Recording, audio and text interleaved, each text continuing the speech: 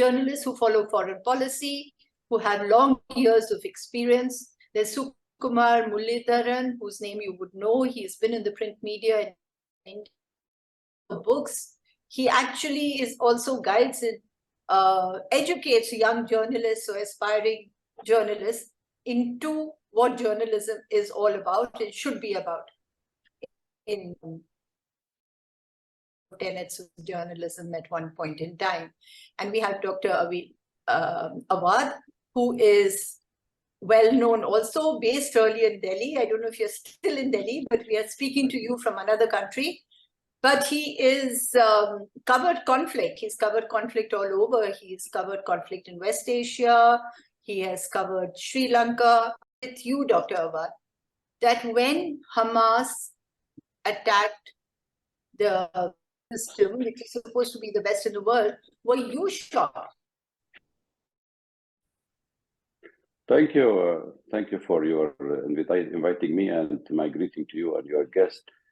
In fact, I wasn't at all surprised. It is a culmination of a continuous oppression policy has been continued on the Palestinian for long years. You know, you are aware of the region very well, that the suffering in West Asia is 100 years old, when the Western winners have decided to divide this part of the world and create a state of Israel for the Jews inside Palestine at the cost of the Palestinian people. It's not a land without people. It was people with their own homeland. So they have been pushed throughout the years for the last 75 years.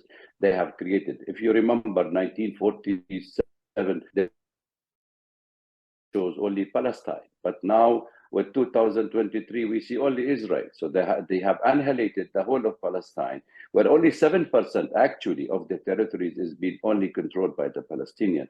So overall, over the years, it have those wars, and they have confiscated more territory, the Palestinian cause. So there was no way that the Palestinian will give up their struggle. So we had a weak coalition government with Netanyahu in power. And I remember when I interviewed Yasser Arafat, when he was late, Yasser Arafat, Netanyahu was the first prime minister of first-time prime minister. And I asked him, do you expect that you will be able to have a peace deal with Netanyahu?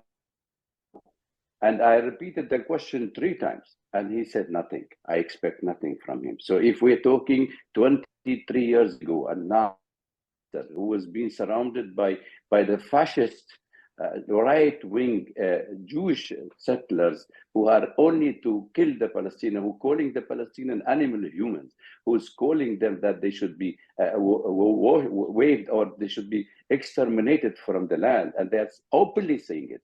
Whether it is in the mosque, whether it is in the street, whether it's in West Bank, whether it's in Gaza, they are giving them 3 options. The finance minister of Israel giving them 3 options. Either you leave with us, are subjugated as a slave, or you run away from the country, or you die. You cut the water, you cut the power, you cut the food supply, you cut any way of surviving. You gave them that land. So this is a culmination of a policy of an apartheid regime continued against the Palestinians. And I should not see it from the narrow perspective that it is Hamas who started. Hamas is not Palestine. Hamas is a faction of a guerrilla which has fighting against Israel for their survival.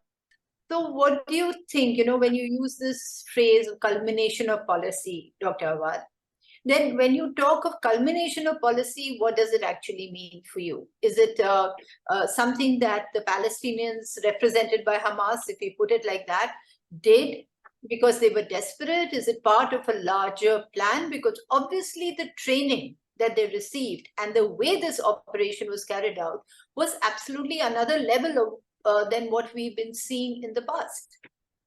Well, I think they have changed the paradigm of the wars with Israel. That is for sure. This is a total intelligence failure. And I think Israel realized and acknowledged that this intelligence failure was beyond their expectations, because Hamas have been preparing, have been already trained.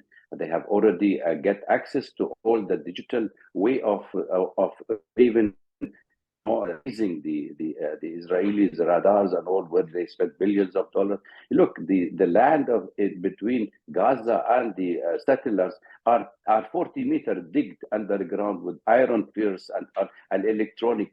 Forget about the sky and the sea. So imagine the amount of this. But I don't want to go to the conspiracy theory, and I don't want it also to be fast in judging and assisting.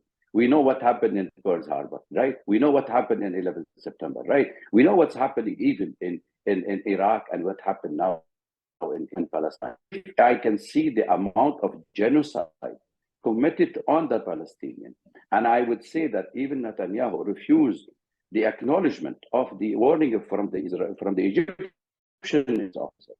That means they had a sinister plan to continue to on Gaza, in Jerusalem. You know what happened in Jerusalem, right? They have been beating, they have been encroaching. The right-wing people are even spitting at the Palestinian Christians. They're spitting on the Palestinians. They even enter inside the holy mosque and they pull people prayers, which is without anything. So people in the world, even sympathizing with the Palestinians, would realize and recognize that this sort of an appetite behavior, it is not acceptable in the 21st century. So the Palestinians have decided that it is a time we have to change the way we're dealing with Israel. So the resistance forces in Palestine, including Hamas and Al-Qassam and all these the factions that they have been fighting, have taken hostages.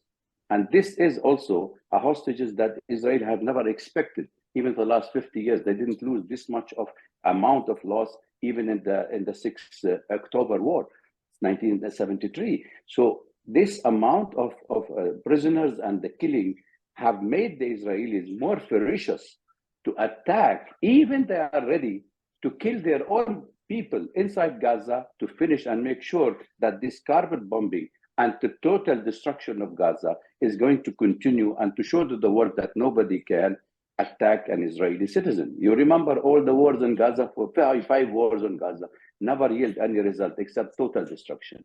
This war going to be dirtier, murkier, and more bloody. Right. But, when they started this operation, it was very clear that they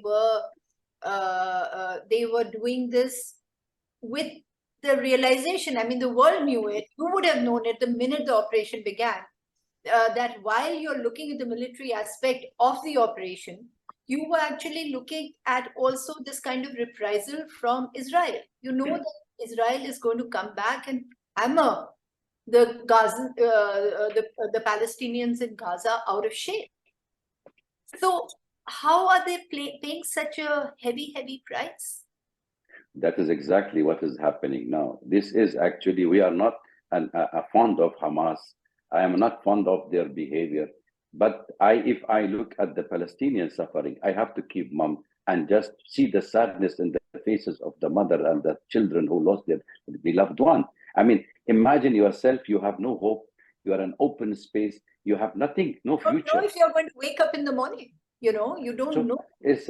So exactly, this is what's happening. Even if you have your crops, which have given you a small land, and the time of harvesting, a settler come and burn it for you. So what left in life? So this is a consequences of what's happening. That's what I'm trying to explain here. And the main objective of Israel, not only to subjugate the Palestinians, but to make sure most of these Palestinians in Gaza are expelled to Egypt.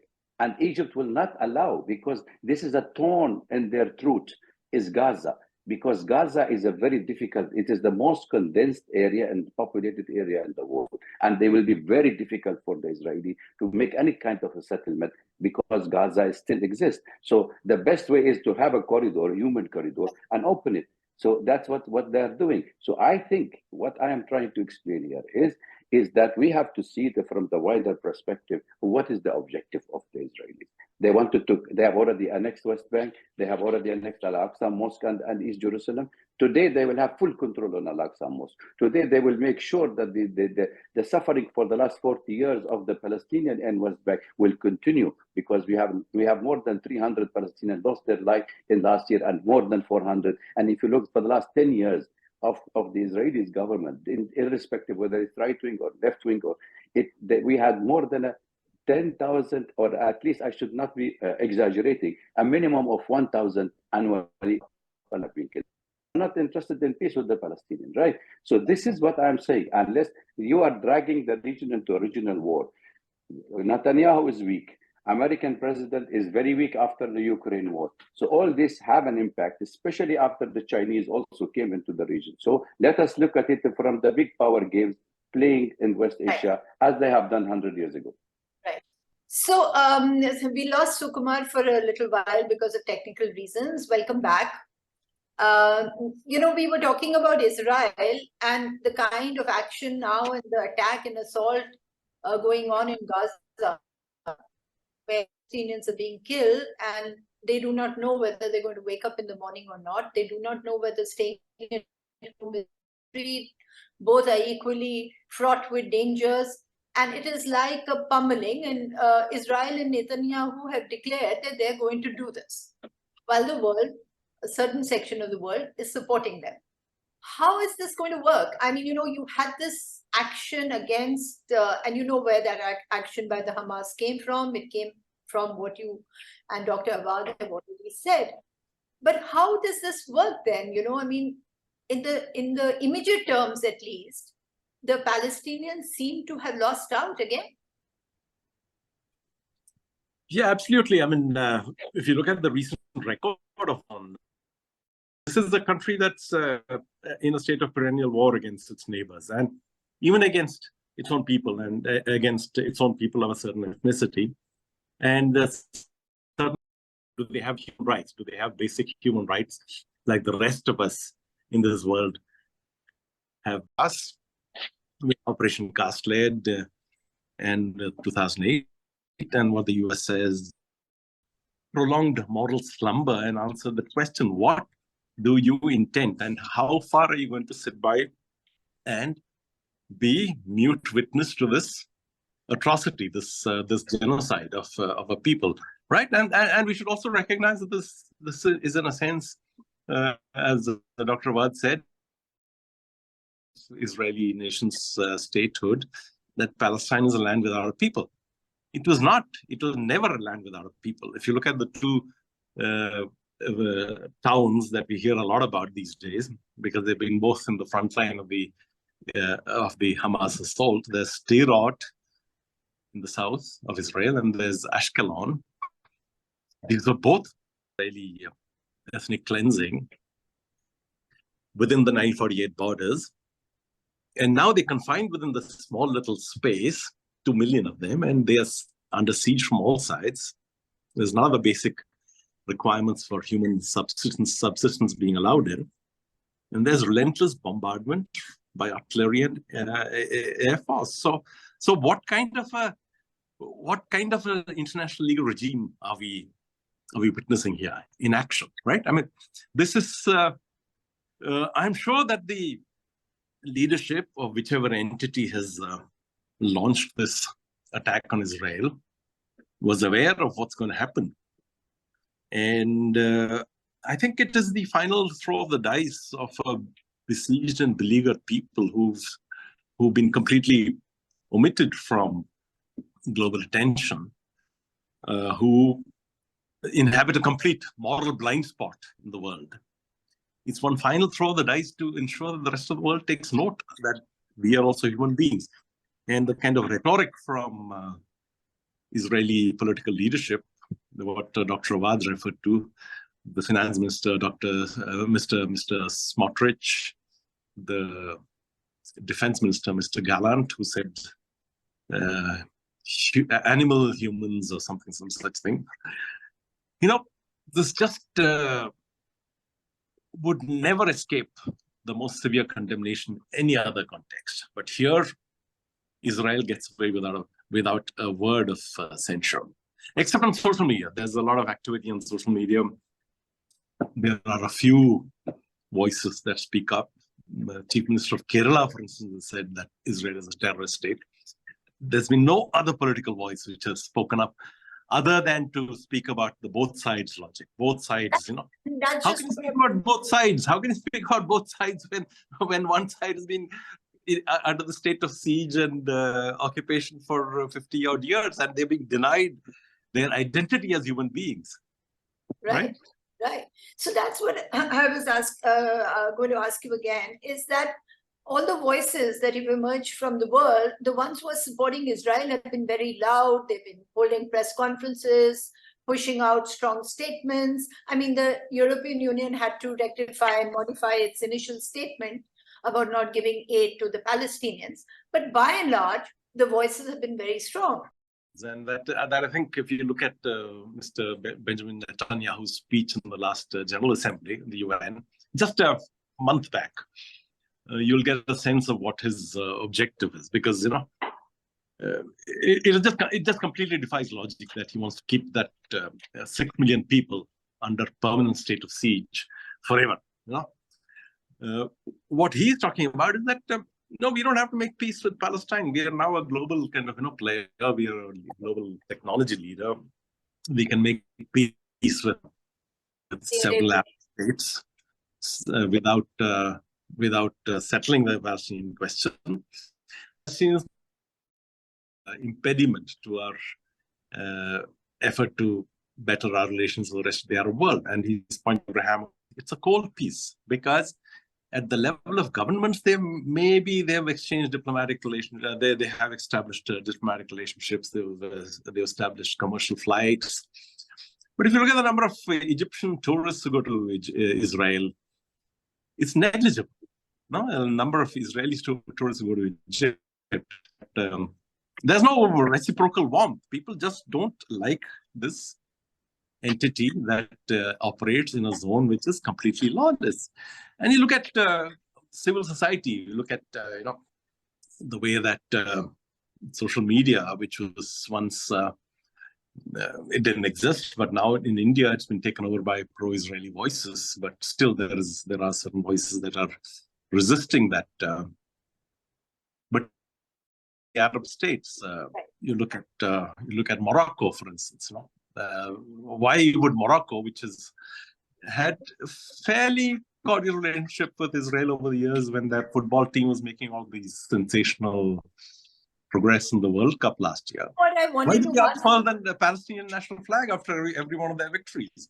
Yeah. Why were Israeli tourists who went to Qatar for the World Cup met with a kind of cold hostility? So there is a level at which the hostility to Israel is accentuated, right? And this is despite state-to-state relationships seemingly warming up. Now, what Netanyahu is saying is that we become world leader in technology, and yes, indeed, they become a global supplier of surveillance and remote controlled and artificial intelligence propelled weaponry. So wherever there are insecure governments, which have to keep their people under surveillance, Israel will have a constituency, but not among the people. Among governments, I want to bring Dr. Awad in here. Now, a little bit, Sukumar also spoke of that. One is, you have the governments across the world, at least in the West and in other parts, which are supporting Israel. And then you have protests by civil society, which are supporting the Palestinians. Now, in the Arab world, the Arab street has been very, very active in recent weeks again. And there have been huge demonstrations in almost all countries, even when the governments have been a little muted in their response. So how do you see this now playing out in the Arab world, given the fact, Israel and for the Palestinians, Saudi Arabia has also taken a position about the two-state solution. How do you see this now playing out in the Middle East? And is the Arab world finally going to come up with a kind of support for the Palestinians? Well, Seema, you touched the crux of the problem. Actually speaking, it's an important question you have raised, and this question is also highlighted the differences between the current Arab government and the people, the mass in the street. And let me assure you that the mass Arab movement, the mass people, or every corner of any house in the Arab world will support the Palestinian cause. And there is no peace in the region if there is no a two-state solution and the Palestinians get their homeland, right of existence, the right of determination to coexist with Israel. That's what was the Arab peace plan, which is presented by King Abdullah in the summit in Lebanon, which is refused by the Israel in 2002. So if you are not interested in peace in the region, that means you are driving most of the country that either we die with dignity or it is a kind of extensional existence between us or you. And I can rest assured that the Jews of the Arab of the world cannot survive anywhere in the world better than with the Muslim people, because we are from the same blood. They may be Jews, we are Muslim, we have to coexist. So unless and until those who have been brought from all over 100 countries, from all over the world, right-wing extremist fascists, bringing them to live in the Arab territories at the cost of a Palestinian, has to recognize the indigenous people of this region, irrespective of their religion, whether Christian or Muslim, they have survived for thousands of years in Palestine, in the Arab countries. So the Arab masses are still strongly supporting. Now, this peace deal, which we have been talking about, it was Trump who started the Abraham Accord, which has pushed countries by force to sign the deal and also put lots of pressure. Then he was removed. There was little reluctance in certain Arab capitals. Now the American Biden administration, weathering its influence in the region, noticed that Saudi Arabia is moving toward China. Iran is more close to the Chinese. So they wanted to show that they have the hegemony in the region has to come back. So this sort of an act, actually, it is helping Biden internally because of his failure in Ukraine,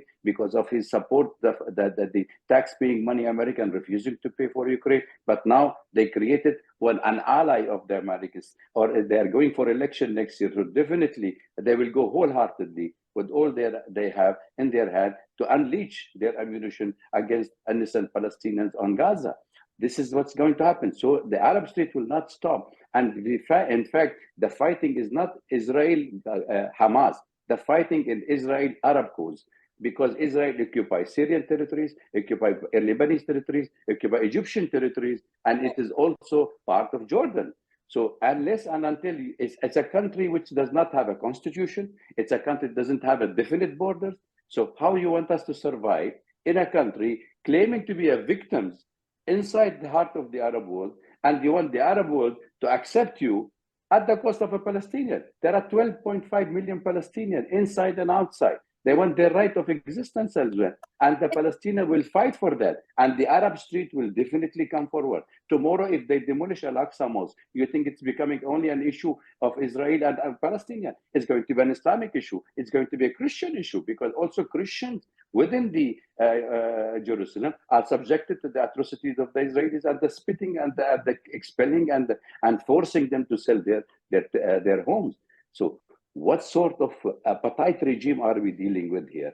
We need to make the world understand that if you want to talk of a peace in the region, take both sides of the story, the coin. Do not look at one coin and you leave the other side of the coin. It has to be both sides. It has to be implementation of the United Nations Security Council resolution. It has to be ending of occupation, ending of settlement in the occupied territories, whether it is in Golan, whether it is in the West Bank or in Gaza. You need to sit down and discuss peace as a strategic option if you wanted to have this region prevail. Because if you talk of economic prosperity, investment, nobody will invest in a turmoil region, right, Seema? So there is no question. So why to continue this instability in this part of the world? Right. Now, the Arab street, I'll ask this to Sukumar, though if you want to add to it, do later. The Arab street has always been very supportive, actually, of the Palestinians, you know. And you had the countries like Iraq and Syria at one point also, whether you agree with the leadership or you don't agree with the leadership, but it was true that the governments were taking a position for the Palestinians.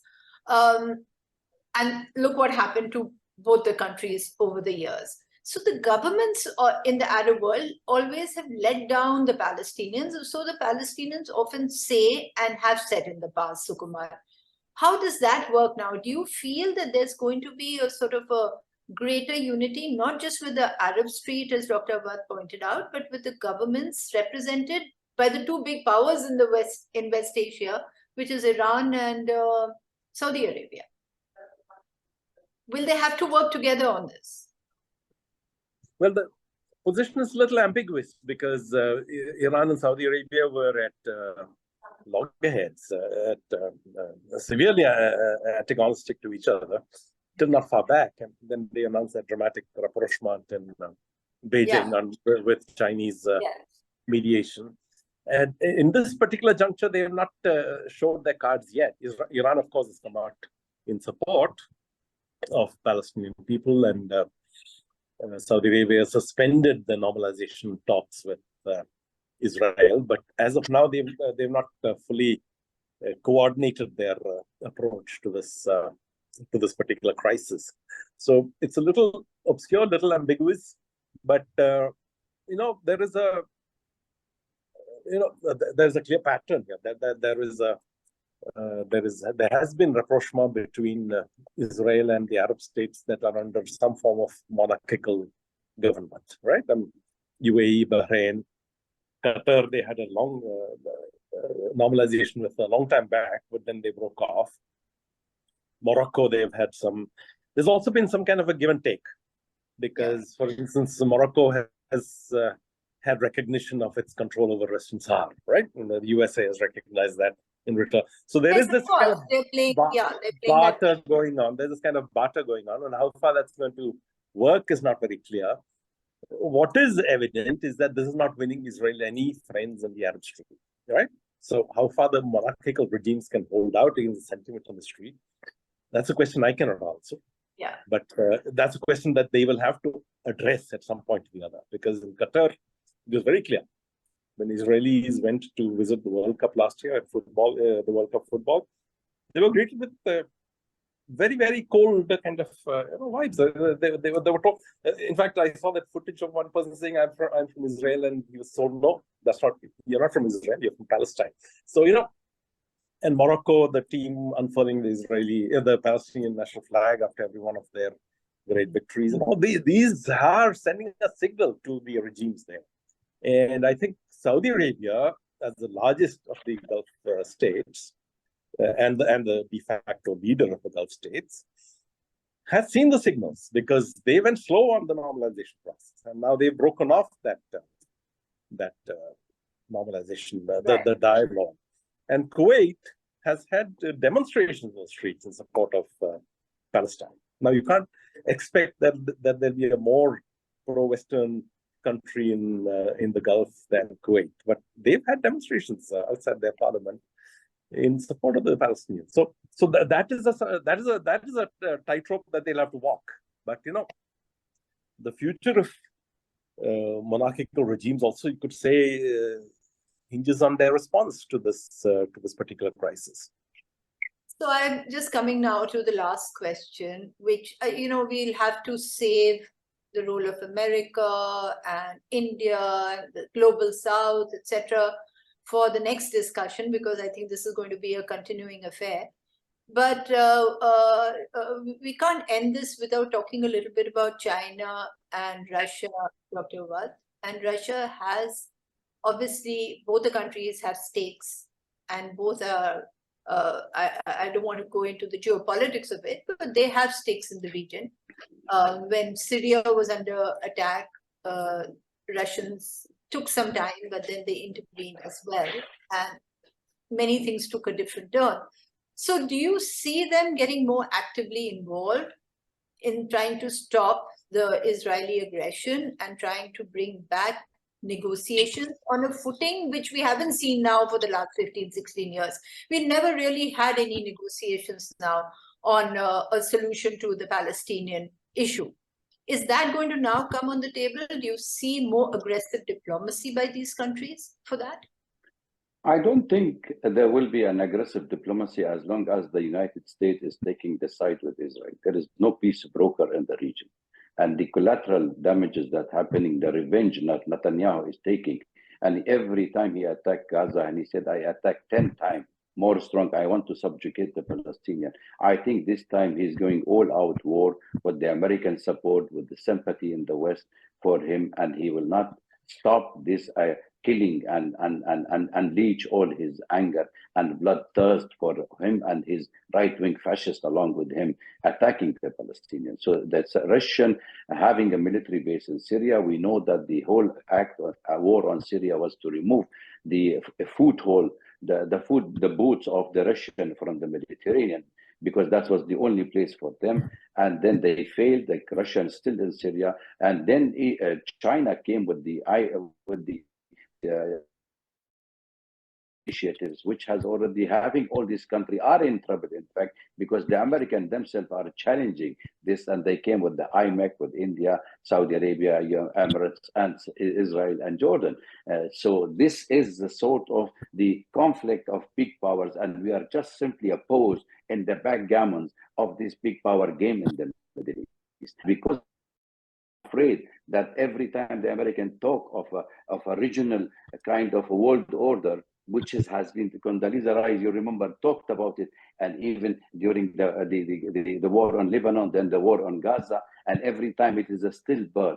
Now with this sort of atrocities, I don't think the international community should keep a close eye, because if you tell you import of the Palestinian and telling them to go to one shelter and you go and bomb that shelter, it's absolutely an eye-opening for the rest of the world who deal with humanities, and who does not know what is a humanity is. History will not forgive anybody, and we will not be able to forget any people taking side with the aggressors. Right.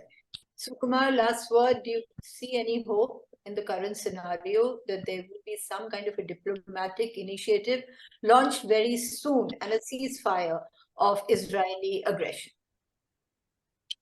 Well, a ceasefire can never be too early, because already the human suffering has gone on too much. It's just it's just inhuman what's been happening on the Gaza Strip.